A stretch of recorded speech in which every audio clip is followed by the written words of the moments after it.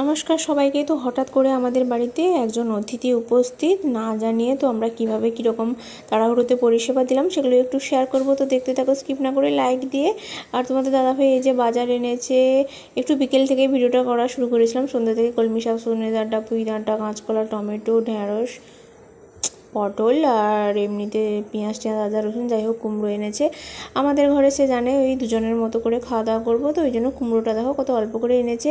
নাহলে সে জানে না যে মে মাস থেকে আমাদের শ্বশুর শাশুড়ি মা খাওয়া দাওয়া করবেন, আমাদের যে মাছ খাবারই খাওয়ানো হয় জায়েদের মধ্যে। আর মিষ্টির প্যাকেটটা নিয়ে এসছে বলতে ওই যে বিভিন্ন মিটিংয়ে যায় রাজনীতিতে ওখান থেকেই নিয়ে আসে। তো পরের দিন সকালবেলা মে মাসের 1 তারিখে শ্বশুর শাশুড়িকে খাওয়ানো হবে, ওই জন্য একটু সকালে ওনারা তো সবাই মুড়ি টুড়ি, আমরাও মুড়ি খাই, তো ওই জন্য আলু ভাজা দিয়ে একটু মুড়ি খাওয়া হবে, আলু ভাজা করেছি।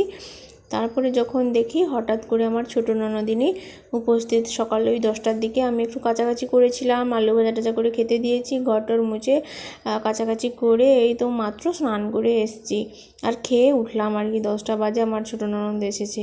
আর আমার ওই যে শ্বশুরবাবুকে দেখো 90-এর উপরে বয়স হয়ে গেছে, 90-92 বছর বয়স।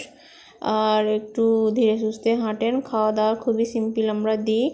আর ওই যে ছোটো ননদ এই যে বাচ্চাদের জন্য কি এনেছে, আমার ছেলে দেখো কত উঁচুতে করে প্যান্ট পরেছে। ওকে মানে নিচের দিকে এত প্যান্ট পরে না, দেখতে খারাপ লাগে, তাকে উঁচুর দিকে প্যান্ট পরতে বলে এরকম রেগে ওরকম উঁচুর দিকে উঠিয়ে দেয়। আর ছোটো দেওরের ছেলেও ছিল, আর ছোটো ননদ এসেছে যে এই যে মিষ্টি নিয়ে এসছে। আর আমাদের ঘরে তো ওই যে 3জন জায়ের একটা করে ছেলে, ওই জন্য 3টা মাজা, লেজ আর চকলেটও নিয়ে এসছে। একটা চকলেট ছোটো দেওরের ছেলে খেয়ে নিয়েছে, আর বিস্কুটটা শ্বশুরবাবুর জন্য নিয়ে এসেছেন আমার ছোটো ননদ। তারপরে তাকে খেতে টেতে দেবো, এমনিতে জিজ্ঞাসা করলাম কিছু খাবে টাবে কিনা, না বাড়ি থেকে খেয়ে এসছে এমনিতে। তারপরে ওই জন্য অল্প করে দিতে বললো, তার জন্য আর ডিম ভাজা করিনি, আলু ভাজা একটু ছিল তোমাদের দাদাভাইয়ের জন্য।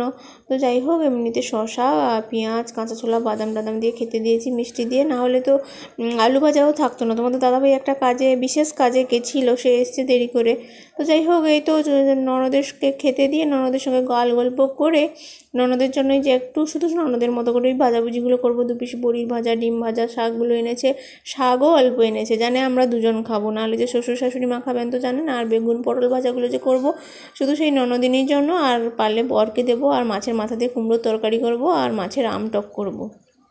আর বেশি কিছু মানে রান্নাই করব না, কারণ গরমে জানো তো কেউ খেতেও যায় না, ননদ টনদরা সবাই অল্প করে খায় বলে আমি তাকে যখন খেতে দিই বলে আমার ওই সমস্ত খাবার তো আমার মানে রাতেরও হয়ে যাবে, যেটুকু আমি খেতে দিয়েছি। আর আইসক্রিম এনেছি দেখো 7 পিস এনেছি, আমার 3জন যা, তাদের ছেলে আর আমি, আমার মা, ছেলে, ননদ, এরকম করে 7জন খেয়ে নেবো। তোমাদের দাদাভাই আমার শাশুড়ি মারা আইসক্রিম টাইসক্রিম খান না, ঠান্ডা জিনিস। যাই হোক, এমনিতে খেতে খেতে রান্না করছি, আবার তাড়াহুড়োতে তো 2টো কড়াতে করে রান্না করছি, এই হচ্ছে ব্যাপার। আর আমি কি বলতো, ভয়েস ওভার যে দিই একেবারেই ভয়েস ওভার দিই, মাঝে মধ্যে মানে হয় না কথা বলতে বলতে কিছু মনে পড়ে গেলো বা ভুলভাল বলছি, এরকম হয়ে যেতেও পারে। তো এই যে 5 রকমের ভাজা করেছি, ডিম ভাজা, পটল ভাজা, বড়ি ভাজা, বেগুন ভাজা, শাক ভাজা, অল্প করেই হয়েছে সব ভাজাগুলো। আর কুমড়োর তরকারি মাছের মাথা দিয়ে করেছি, আর এখানে মাছের টক ফুটু করছে। তারপরে খাওয়া দাওয়া করে একটু রেস্ট নিচ্ছিলাম গরমে, মানে এতটা রান্না বান্না করেছি সেই সকাল থেকে, জানো তো অনেক কাজও হয়েছে। আমার পা না কি ফুলে একাকার কাণ্ড হয়ে গেছে। ছোটো ননদও একটু ঘুমিয়ে গেছিলো রুমে, তারপরে বিকেলে তার বাকি 2জন বৌদিদের সঙ্গে এমনিতে গল্প করতে তাদের ঘরে চলে গেছিলো, আমাদের তো পাশাপাশি বাড়ি।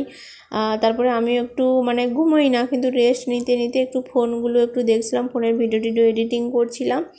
তারপরে সন্ধে হতে তোমাদের দাদাভাই আমার ননদকে তার বাড়িতে ছেড়ে দিয়ে এসছে। তারপরে সন্ধে দিয়ে রবিবার ছিল সেদিন, না রবিবার না সরি বুধবার ছিল, টিউশন পড়িয়ে সেই শোল মাছগুলো ছিল, একটু মানে কাঁচা মশলা মাখিয়ে একটু মানে মাছের ঝোল করব।